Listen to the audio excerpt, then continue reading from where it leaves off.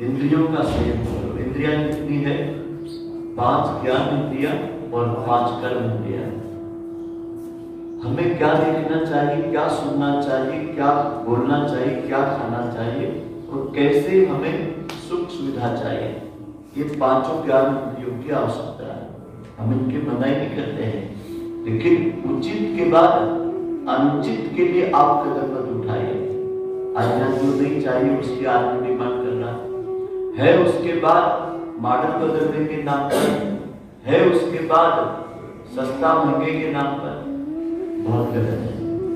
इंद्रिय विलासिता को कोई पूरा नहीं कर सकता है।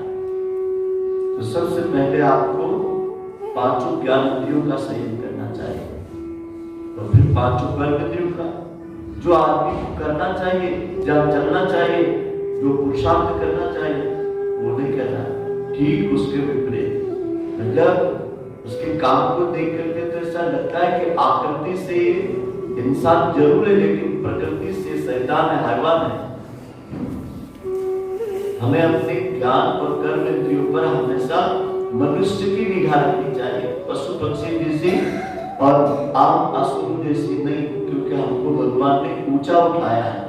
परिष्कृत जीवन का अभ्यास करना चाहिए, भीड़ का हिस्सा नहीं बनना चाहिए और बाजार का भी हिस्सा नहीं बनना चाहिए और परंपराओं में भी विवेक होना चाहिए।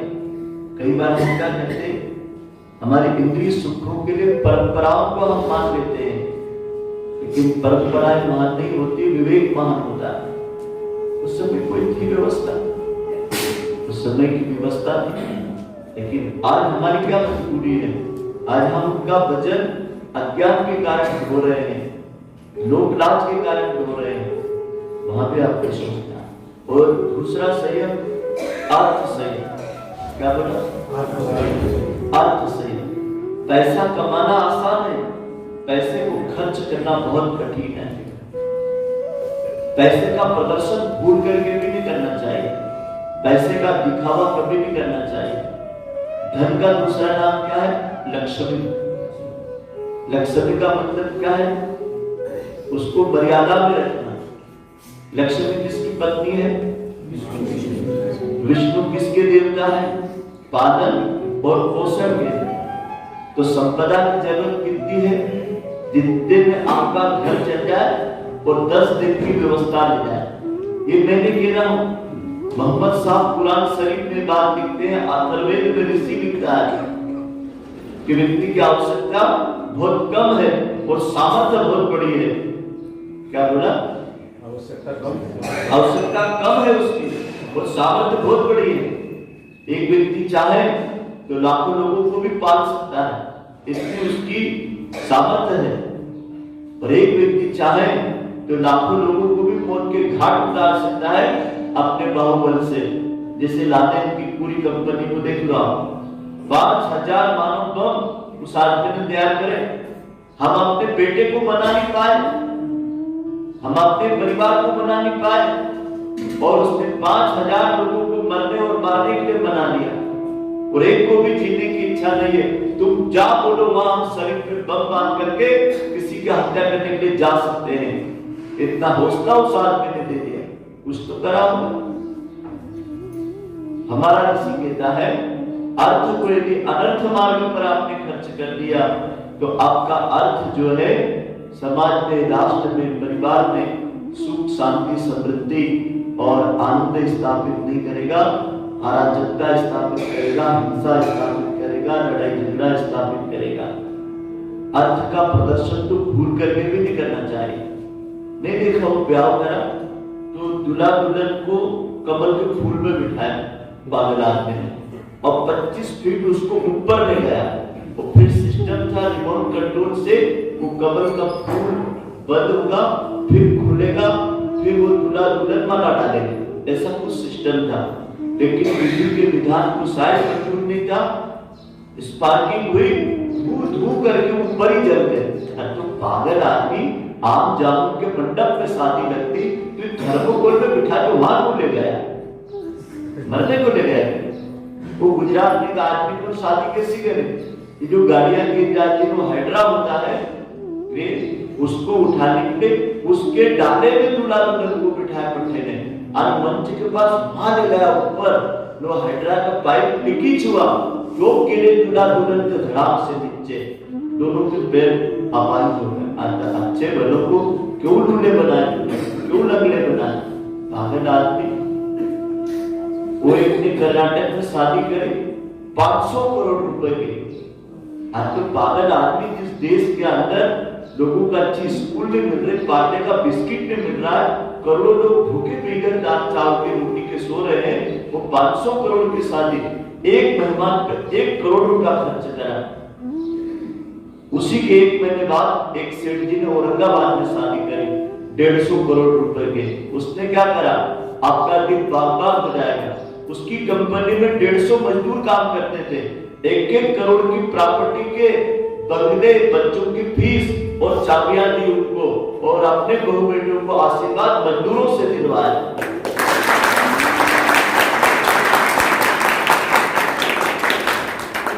उसके बेटे ने बोला, बोले पिताजी आप मेरी शादी की बोले तैयारियां मत करना, वो तैयारियां मैं करूंगा। तो बोले ठीक है बेटा, अरबपति आदमी था, क्या करेगा भाई? 150 की जगह 200 करोड़ खर्च करेगा। पिताजी जो भी आपके पास है ये किसके बदौलत है? प्रश्न पूछा बेटे ने। पिता मौन हो गए। फिर वो बच्चा बोला, पिताजी थोड़ा सोच के देखिए, अपने मिल के अंदर गेट से लगा करके ऑपरेटर तक वो जितने कामगार हैं इस सभी वर्ग के हैं, सभी जाति के हैं, सभी स्तर के हैं। मेरी भावना ऐसी है कि शादी की पत्रिका भी नहीं छपे और कोई मिठाइयां नहीं बने और कोई दिखावा नहीं हो। पर ठीक है, आदर्श हुआ करते थे नहीं, जो हमने इनकी मेहनत से पैसा कमाया है, मेरी शादी में 1-1 करोड़ की प्रॉपर्टी, बाजू में 10 एकड़ खेत में बंगले बनाओ 150 और इनको बंगलों की चाबी दो, इनके बच्चों के भविष्य निधि में पैसा डालो, बच्चे अच्छी स्कूल में पढ़े। ऐसे नियत के लोगों को देश और तिरंगा भी झुककर के नमन करना है।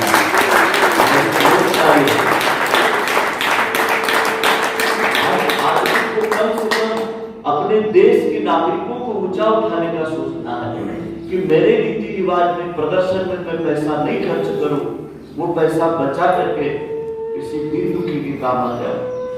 एक जगह शादी थी तो परिवार माना कि आशीर्वाद समारोह में आप भी आए। मैं वैसे जाता नहीं हूँ, मेरा नियम है रात की शादियों में मैं नहीं जाता। तो बोले नहीं, रात के लिए दिन की है। रात की शादी का सबको विरोध करना चाहिए। रात्रि की शादियों से 250 प्रकार के पाप होते हैं।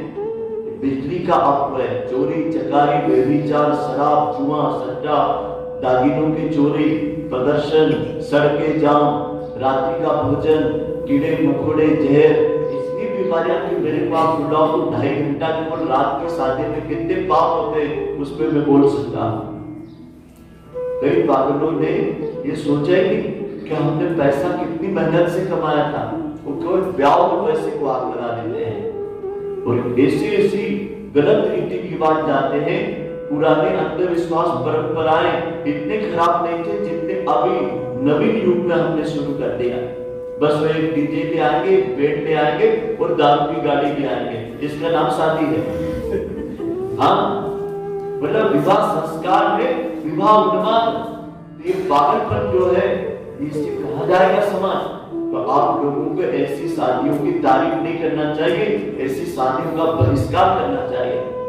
ऐसी शादियों में जाना भी मेरे हिसाब से गलत चीज को श्रेय देना है। आप यदि नहीं उसका विरोध कर सकते हैं तो समर्थन तो मत कीजिए। आप उसको बोलिए कि साहब मैं पोस्ट कार्ड से आपके घर आशीर्वाद भेज रहा हूँ, आजकल तो मोबाइल है, मोबाइल से आप आशीर्वाद भेज दीजिए और बाद में मैं आपके घर मिलने आ जाऊंगा, तमाशा खत्म हो जाएगा। फिर ऐसा कर सकते हैं। अगला और महत्वपूर्ण है अर्थ का संयम। न तो अनर्थ तरीके से कमाएंगे, न प्रदर्शन में खर्च करेंगे। जितनी आवश्यकता है उतनी तो विधाता चीटी हाथी सबको देता है, तो मुझे क्यों भूखे मारेगा? मेरी भी व्यवस्था उसने करके रखी है। यदि जन्म दिया है तो जरूर वो भूखा नहीं सुनाएगा, इनका आत्मविश्वास रखना। बाकी लालच बिल्कुल नहीं चलेगी, नहीं तो आदमी तो मरेगा, दुनिया मरेगी। अगला और तीसरा बड़ा महत्वपूर्ण है विचारों का संयम। यदि आपके पास में इंद्रिय संयम है, अर्थ संयम है, तो तीसरा संयम क्या बोला? विचार संयम। बोलने के पहले तोलो, बोलने के पहले खुद को बोलो। एक बार सोचो कि मैं जिससे बोल रहा हूं उसकी जगह मैं खड़ा हूं। विचारों का संयम एक ये बनाओ, अपने पद से, अपनी जाति से, अपने बाहुबल से किसी को नीचे गिराने की कभी कोशिश मत करो। उसकी जगह पे आप खड़े होकर उससे बात करो। मान लिया जाए कि कोई विद्युत मंडल का बड़ा अधिकारी है, एक किसान उसके पास गया, तो स्वयं किसान बन करके आप सामने खड़े हो जाओ और किसान को एक विद्युत मंडल का बड़ा अधिकारी बन के सामने खड़ा कर दो और फिर आप बात करो। आप वैसी बात करोगे जैसा आपको करनी चाहिए। फिर आपका पद बात नहीं करेगा, फिर आपको ये लगेगा कि वास्तव में इस आदमी की क्या बात है, इसको मैं सुनूं तो। आजकल क्या होता है, आदमी को पद तो मिल जाता है, लेकिन पद के प्रभाव से वो जितने भी लोग उसके संपर्क में आते हैं उसका व्यवहार देखो तो ऐसा लगता है ये व्यक्ति मानवता को त्याग करके पद के भाव में बोल रहा है, जीवन के भाव में नहीं बोल रहा है। जीवन का भाव में संवेदना होती है, सहकार होता है, सहयोग होता है और अगले को सुनने की नियत होती है। आप किसी भी फील्ड में हो, दूसरों को सुनो तो इसी तरीके से सुनो कि जो कह रहा है वो मैं हूं। इसीलिए वेद का ऋषि कहता है दूसरों के साथ वह व्यवहार मत करो जो तुम्हें अपने लिए पसंद नहीं है। तुम्हें अपने लिए क्या पसंद है वो तुम दूसरों को बांटो। अपने लिए इज्जत चाहते हो, शोहरत चाहते हो, सम्मान चाहते हो, प्यार चाहते हो, आप ये चीज दूसरों को बांटना सीखो। दूसरों को बोलिए प्रणाम, दूसरों को इज्जत दीजिए, दूसरों को आदर से संबोधन कीजिए, आपको भी प्यार मिलेगा, आपको भी इज्जत मिलेगी। तो यह है वैचारिक प्रदूषण। ये जो शारीरिक विकलांगता है ना, ये तो एक आदमी तक है केवल, लेकिन वैचारिक विकलांगता पूरे राष्ट्र को खोखला करती, पूरे समाज को, पूरी मानव जाति को बदनाम करती, पूरी शिक्षा क्षेत्र को बदनाम करती है। तो ये मानसिक विकलांगता की बहुत बड़ी दवा कि हम अपने विचारों पर नियंत्रण करें, विचारों को स्वस्थ रखें, विचारों को बदलने के पहले तोले। यही विचार एक दिन लौट के मेरे पास आने वाले हैं। इसलिए मैं जब भी बोलूंगा, जब भी चिंतन करूंगा तो स्वस्थ चिंतन करूंगा, स्वस्थ विचार करूंगा। मन में भी किसी के प्रति दुर्भावना और बुरे विचार नहीं लाऊंगा। अंतिम और चौथा धर्म। आपको क्या बोला कि मेरे जीवन में संयम करना इंद्रियों का, अर्थ का और विचारों का, और अंतिम संयम का है समय का संयम। चौथा कौन सा? Time management. 8 घंटा कमाने के लिए, 7 घंटा सोने के लिए, बचा कितना? 4 घंटे हम आपको देते हैं। काय के लिए? लेटरिन, बाथरूम, ब्रश, मंजन, कपड़ा बदलने के लिए, आपके घर के साथ सामान। 1 घंटा हम आपातकाल के लिए देते हैं। किसी भी जगह पर आप अपने अनुशासन को मत तोड़िए, चाहे स्कूटर में हो, चाहे कार में हो। 1 घंटा हम आपको समय देते हैं सिग्नल के लिए, आपातकाल के लिए। जल्दबाजी मत कीजिए, ये समय जल्दबाजी का नहीं। एक छोटी सी पल भर की जल्दबाजी ने कितनों को यमराज की घाट उतार दिया, कितने सिस्टम को खराब कर दिया है। एक बार क्या हुआ, भारत बंद का आह्वान हुआ, भारत बंद भी हो गया, और जब उसकी छानबीन हुई कि किसने बोला कि भारत बंद, तो उसका पता ही नहीं लगा। हाँ, पता ही नहीं लगा। न किसी राजनीतिक पार्टी ने जिम्मेदारी ली, न किसी जाति ने, न किसी राज्य ने, न किसी संगठन ने। इसकी चर्चा पूरे विश्व में हुई कि भारत एक ऐसा देश है कि जहां पर XYZ केवल मोबाइल पर भारत बंद हो गया, वो किसी एक ने भी अपना बैनर नहीं चलाया। यह आश्चर्य का विषय है कि यहाँ इतने लोग हैं जिस किसी एक ने भी नहीं सोचा कि भारत बंद का आह्वान कर कौन रहा है, वो क्यों कर रहा है, उसकी क्या जरूरत है। ये आंदोलन और ये बंद ये राष्ट्र को खोखला करते हैं। आज के युग में इसकी आवश्यकता नहीं है। हमारे ऋषि कहते हैं कि ये आंदोलन और बंद और धरने, इसमें एक स्वस्थ मानसिकता हो तो इस सिस्टम को थोड़ी रोकेंगे, आम जनता को थोड़ी दुखी देंगे। एक बार जापान के अंदर एक जूता कंपनी में आंदोलन छेड़ा, तो कैसा छेड़ा, उनका जो लीडर था उसने अपना मांग पत्र मालिक को रखा। मालिक ने मांग पत्र को पढ़ा, उसके बाद में मालिक ने कहा कि मुझे 7 दिन का समय दीजिए। ठीक है बोले, अभी कोई आदमी उससे नहीं मिल रहा, वो एक ही आदमी रहा। वापस उसने कहा श्रीमान जी क्या हुआ? 7 दिन पूरे हो गए। बोले अभी कंपनी मेरी घाटे में चल रही है, मैं विवश हूँ, तुम्हारी इतनी मांग पूरी नहीं कर सकता। तो बोले ठीक है, जब भी आपकी व्यवस्था खत्म हो मुझे बता देना। बोले आप क्या करोगे? बोले हम काम बंद नहीं करेंगे। बोले आपकी जब व्यवस्था खत्म हो तो मुझसे मिल लेना, मैं आपसे मिलूंगा। उन्होंने 1 महीने तक बात नहीं करी। इधर कंपनी में काम चल रहा है तो दाएं पैर का जूता बनना शुरू हो गया, बाएं पैर का जूता बनाना बंद कर दिया। प्रोडक्शन पूरा कंप्लीट तैयार है। अब कंपनी मालिक ने बोला भाई ट्रांसपोर्ट पे ऑर्डर आ रहे, माल क्यों नहीं जाना है? बोले श्रीमान जी वह हमारे मांग पत्र की कुछ तो मांग लो, और कभी कुछ भी आप मान लोगे तो 1 पैर का जूता तैयार है, मैं रात दिन काम करा करके बाएं पैर का भी बनवा दूंगा, हड़ताल भी बंद और काम भी चालू। इसको बोलते आदमी। अमेरिका के अंदर एक माता जी झंडा लेके जा रही थी, वहां के राष्ट्र ध्वज। एक आदमी ने पूछा अम्मा आप इतनी गरीब होकर के, उसने झंडे को दिल से लगाया। बेटा यही तो एक राष्ट्र की शान है।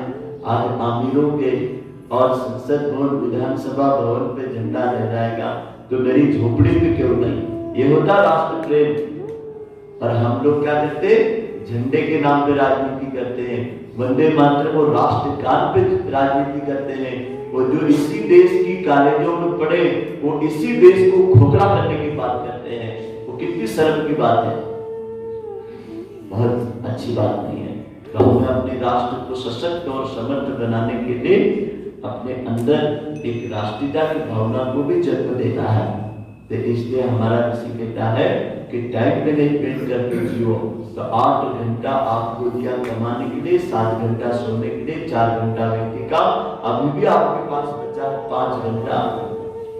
1 घंटा अपने परिवार को दो। जो लोग अपने परिवार को 1 घंटा नहीं देते हैं उनको परिवार में रहने का कोई अधिकार नहीं। घर को होटल मत बनाइए, घर एक मंदिर है, घर एक आपका एक लघु राष्ट्र है, और इस लघु राष्ट्र के आप प्रधानमंत्री हैं, इस लघु राष्ट्र के आप राष्ट्रपति हैं। इस घर में आप पारिवारिक गोष्ठी करिए, बच्चों से पूछिए क्या पढ़ते हैं, किनसे दोस्ती करते हैं, कब उठते हैं, उनकी क्या जरूरतें हैं। घर के बहू बेटियां बच्चे एक शिकायत करते हैं आपके पास तो हमारे लिए टाइम नहीं है, कभी आप उनको घुमाने नहीं ले जाते, रिश्तेदारों को नहीं ले जाते, बाग बगीचा मंदिर मस्जिद नहीं ले जाते, तो फिर तुमने घर बसाया क्यों है? अधिकांश घर होटल बन चुके हैं, अपने अपने कमरों में अपनी अपनी जिंदगी लोग जीते हैं। बस सब लोग ऐसे ऐसे करते रहते, बच्चे से लगा करके बूढ़े तक, कोई किसी से बात नहीं करता। किसी के मन में इतनी तरस भी हो क्या कोई मेरे ऐसे एक तो पूछ ले कि आज तुमने क्यों नहीं खाना खाया, आज तुम क्यों इतनी लेट आए, आज तुम क्यों इतनी जल्दी जा रहे? कोई घर में तीनों बात का पूछने वाला नहीं बचा। इसको घर कहते क्या? इससे तो होटल अच्छी, कम से कम एक आदमी वहां पूछने वाला तो है। कहाँ जा रहा भैया? लाभ लगा के जाना, लाइट बंद करके जाना। कब आएगा भैया? खाना रखूंगी, खा के आओगे। एक होटल वाला भी इतनी जिम्मेदारी ले रहा है। लेकिन यहाँ तो मैं एक घर गया, उनका भैया कहाँ गए? तो श्रीमती जी इतनी जोर से बोलते क्या हमको बता के जाते क्या? आज तो मेरे पे क्यों गुस्सा कर रहे थे? तेरे पति पत्नी के बेटे तुम जान। तो मैंने क्या यार करे भाई, उसका आदमी को मैंने बोला, मैं कहा कि भाई तू कहाँ रहता है? कम से कम घर से बाहर जाए तो अपने माँ को, बाप को, घर वालों को एक शब्द बता के दिक्कत क्या होती है? तू उठा तो छूटा चल देता घर से। ये घर है भैया, एक लाइन बता के जाया करो कि मैं अमुक जगह जा रहा हूँ, इतनी देर में आऊंगा। क्योंकि कभी भी आपको कोई ढूंढने वाला आ जाता है, पूछने वाला आ जाता है, और जवाब के साथ मिलता है जैसे कोई आदमी घर में गैर जिम्मेदारी से रहता है। दिन के 2:30 बजे घर में चोरी हो गई। पुलिस वालों ने पूछा तो भाई तुम्हारे घर में कौन था? क्योंकि आपने रूम में दादाजी भी टीवी देख रहे थे, बच्चे भी यहीं पढ़ रहे थे। तो बोले चोर तीसरे रूम में चले कैसे गए? तो बोले इनके सामने गए। तो बोले पहले तो इनको जेल में ले जाओ। इन्होंने पूछा क्यों नहीं कि तुम कौन हो और क्यों अंदर जा रहे हो? तो पागलों, तुम्हारे घर की गैर जिम्मेदारी तुम तो सुधारो। तुम काय को प्रशासन में नारे लगाते हो? तुम्हारे बच्चे वहां पढ़े कर रहे, तुम्हारे घर के बुजुर्ग टीवी देख रहे हैं और दो आदमी आपके तीसरे नंबर से 100 पूरा सोना चांदी लेके चले गए। उनको उन्होंने पूछा भी नहीं कि तुम क्यों आए हो, कहां से आए हो। इतनी तो गैर जिम्मेदारी, इतने तो लोग अपनी धुन में मस्त है। तो आपको अपना सिस्टम ठीक करना पड़ेगा। औरों को नारे लगाने से देश नहीं बनता है, दुनिया नहीं बदलती है। अगला टाइम मैनेजमेंट में 2 घंटा हर हाल में आपको 1 घंटा अपने आप को हृष्ट पुष्ट स्वस्थ मजबूत रखने के लिए योग ध्यान प्राणायाम टहलने के लिए देना चाहिए। यदि आप में से कोई व्यक्ति टहलता नहीं है तो अपने आप को धोखा दे रहा है। ये 2 डॉक्टर हैं, उल्टा पैर और सीधा पैर, ये 2 डॉक्टरों के साथ आप रोज मिलिए और इनको 3 किलोमीटर रोज ले जाइए सूर्योदय के पहले और लाइए वापस। देखिए आपका जिंदगी में दवा से, रोगों से, क्योंकि पीछे जो ज्ञान तंतु है यहाँ से रीढ़ के हड्डी में 1000 से अधिक आपके ब्रेन को सक्रिय करने वाले L1 से L5 तक के ये मणके की नस से यहाँ तक ब्रेन को सक्रिय कर देंगे ज्ञान तंतु होते हैं। तो योग विज्ञान में इसे पूर्व नाड़ी कहते हैं।